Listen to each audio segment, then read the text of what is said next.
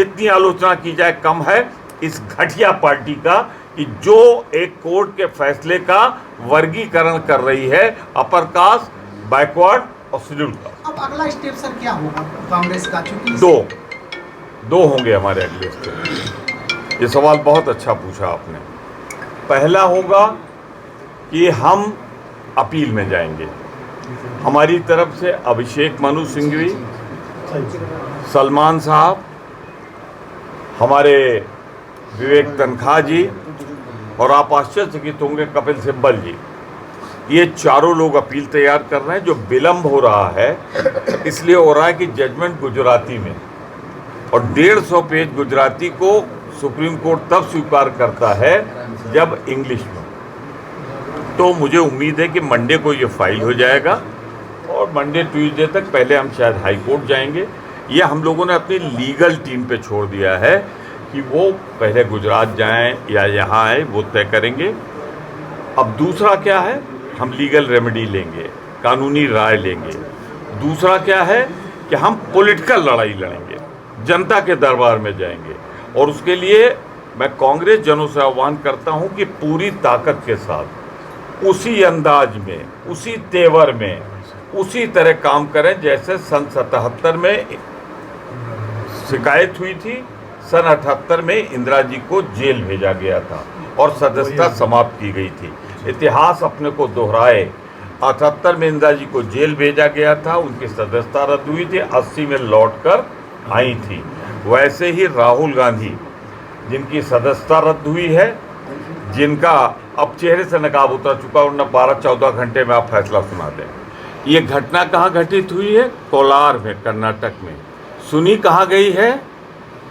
सूरत में, गुजरात में, जो माननीय प्रधानमंत्री जी और माननीय गृह मंत्री जी का क्षेत्र है।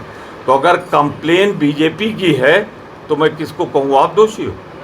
इसलिए बीजेपी दोषी।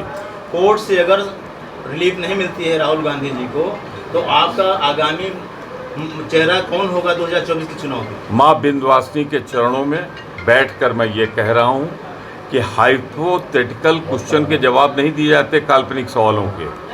अभी तो हमने रिलीफ मांगी नहीं। इसमें 3 पॉइंट हैं जिस पे हमको रिलीफ मिलेगी, वो बहुत महत्वपूर्ण है कि कर्नाटक का एक चुनाव की सभा में दी गया भाषण की सुनवाई कर्नाटक के बाहर कैसे हो सकती है गुजरात में। नियम 202 का उल्लंघन इसी पे मिल जाएगी। दूसरा, इसमें जो सज़ा का प्रावधान है मैक्सिमम 2 इयर्स है। तो जब पहली बार किसी को ऐसे मामले में सज़ा सुनाई जा रही है, वो एक संसद सदस्य है जिसकी दादी, जिसके पिता दोनों का प्राण गया हो, न्यौछावर किया हो, जिन्होंने देश की एकता और अखंडता के लिए, तो उसको आप मिनिमम सज़ा देंगे या मैक्सिमम सज़ा देंगे? तो इसमें 2 साल मैक्सिमम थी, 2 साल दी गई है। मैं जज के बारे में तो कुछ नहीं कहना चाहता, कहना नहीं चाहिए, पर जजमेंट दोषपूर्ण है, तर्कों पे आधारित नहीं है और ये जजमेंट पूरी तरीके से अब अगली अपीली अदालत में खारिज हो जाएगा और राहुल गांधी की सदस्यता दोबारा बहाल होगी।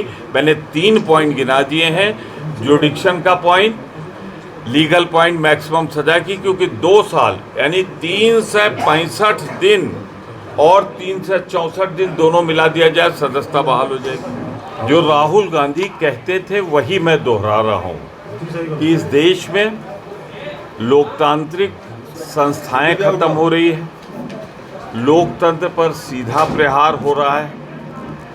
मैं माँ विंध्यवासिनी को प्रणाम करते हुए कहना चाहता हूँ और मीडिया के सामने कहना चाहता हूँ कि ये पहली बार हो रहा है जिसने लूटा लाखों करोड़ रुपए, वो अडानी बाहर, जिसने लुटवाया भाजपा सरकार वो बाहर, और जिसने दोनों के बारे में आवाज उठाई वो 2 साल के लिए कारावास की सजा, सदस्यता समाप्त।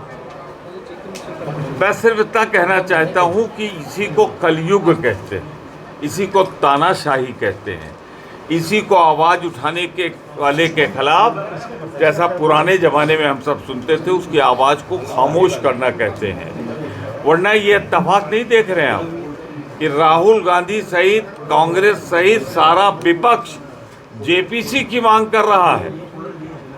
सदन सामान्यता विपक्ष व्यवधान पैदा करता है। ये पहली बार हो रहा है कि विपक्ष व्यवधान नहीं कर रहा है, सत्तारूढ़ दल सदन नहीं चलने दे रहा है। कहीं उनकी, मैं वही शब्द दोहरा रहा हूँ जो राहुल जी ने दोहराया है, कहीं उनकी चोरी न पकड़ी जाए। और जब जांच होगी जेपीसी की तो जिसने लूटा है वो भी दोषी साबित होगा और जिसने लुटवाया है वो भी दोषी साबित होगा, वो भी दोषी साबित होगा। तो आप देखें ना क्या इत्तेफाक हुआ। राहुल गांधी ने आवाज़ उठाई, उनकी सदस्यता गई। जिसने पूरे विपक्ष ने किया उसकी आवाज़ खामोश कर दी गई। तो कुल मिलाकर मैं कहना चाहता हूँ, इस देश में लोकतंत्र खतरे में है। जो लोग ऐसा महसूस करते हैं उन्हें एक मंच पर आना होगा तानाशाही को रोकने के लिए, आगामी चुनाव के लिए। ये वक्त की ज़रूरत है, वक्त की आवश्यकता।